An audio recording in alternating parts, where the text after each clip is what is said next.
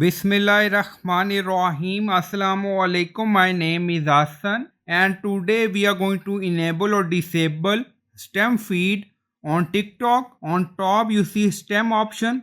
We enable it so you can turn on or turn off according to your requirement. Now go to profile. So click on it. So we are in profile. On top right you see three lines hamburger menu. So click on it, and then you see setting and privacy option. So again click on it. So we are in setting and privacy option, and then you see content preference. So click on it. So we are in content preference.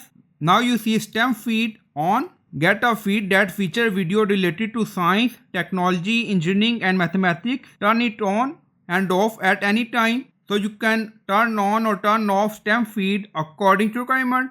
So click on turn off. Now you see STEM feed is turned off. Enable again. STEM feed is on. So in this way you can on or off STEM feed on TikTok. So I hope you like this video. Please like, comment, share, subscribe. Thank you for watching.